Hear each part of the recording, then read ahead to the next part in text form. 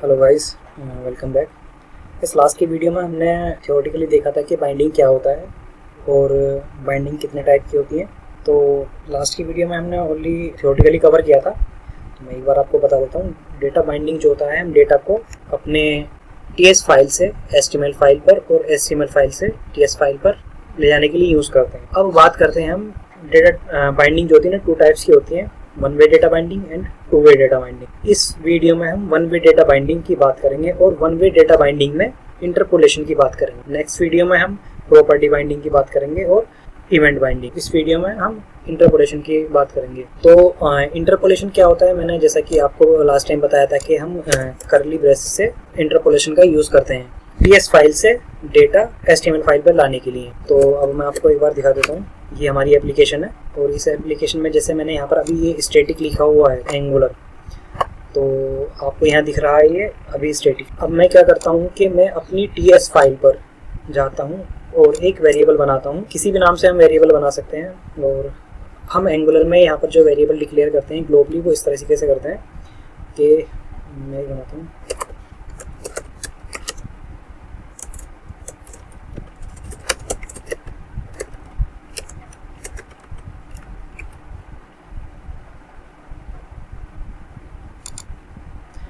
मैंने क्या किया, मैंने एक्सपोर्ट के अंदर एक वेरिएबल बनाया। उस वेरिएबल में मैंने एक स्ट्रिंग वैल्यू डाल दी है और मुझे इस स्ट्रिंग वैल्यू को अपने HTML फाइल पर बाइंड करना है। तो मैं क्या करूँगा कि मैंने एक S2 लिया, उस S2 में मैंने इंटरपोलेशन यूज़ किया और उस इंटरपोलेशन के अंदर मैंने अपना वो वेरिएबल डाल दिया जो मैंने अपनी TS फाइल पर डिक्लेयर किया है। अब हम क्या देखेंगे कि ये जो हमारा एंगुलर है, इसके नीचे हमें एक टेक्स्ट मिला है हेलो वर्ल्ड।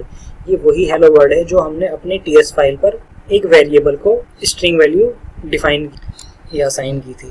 तो अब आपको एक बार ये चेंज भी कर सकते हैं।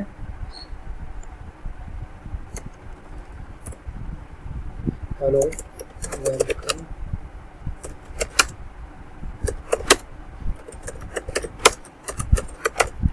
तो आप देख सकते हैं कि ये हमारी वैल्यू बाइंड होकर यहाँ पर आ गई है।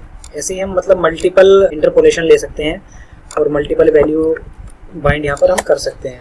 मान लीजिए मैंने एक और वेरिएबल ले लिया, यहाँ पर मैंने ले लिया टेस्टिंग नाम से एक वेरिएबल ले लिया और उस वैल्यू उसमें लिया ओनली फॉर टेस्टिंग। जैसे कि आप देख सकते हैं कि मेरे 2 वेरिएबल यहाँ पर,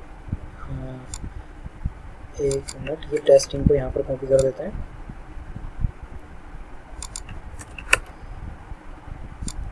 ठीक है, ओनली फॉर टेस्टिंग। तो आप समझ गए होंगे कि डेटा बाइंडिंग क्या होता है। और डेटा बाइंडिंग में वन वे बाइंडिंग जो होती है, उस वन वे बाइंडिंग के 3 टाइप्स होते हैं। एक होता है इंटरपोलेशन, एक होता है प्रॉपर्टी बाइंडिंग, तीसरा होता है इवेंट बाइंडिंग। अभी हम इंटरपोलेशन की बात करते हैं। मैंने आपको बता दिया कि हम इंटरपोलेशन को करली ब्रेसेस के थ्रू डिफाइन करते हैं, डबल करली ब्रेसेस।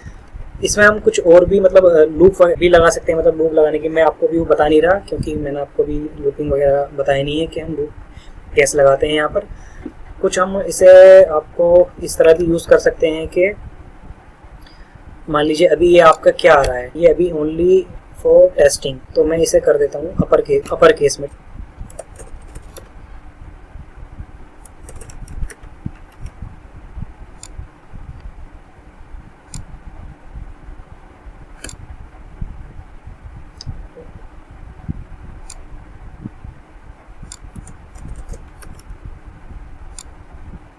इससे क्या हुआ कि हमारी जो स्ट्रिंग थी वो अपर केस में हो गई। इसमें हम मल्टीप्लाई वगैरह भी मतलब एक ये जैसे जावास्क्रिप्ट में हम यूज़ कर लेते हैं कि 8 × 5। तो ये 8 × 5 क्या है, ये मल्टीप्लाई करके हमें यहाँ पर एज ए एक्सप्रेशन हम भी एज ए एक्सप्रेशन भी यूज़ कर सकते हैं। तो हम एक फंक्शन बनाकर, मान लीजिए हमने एक फंक्शन बनाया गेट डेटा नाम से, और इस वैल्यू को हम, इस स्ट्रिंग को हम रिटर्न भी कर सकते हैं।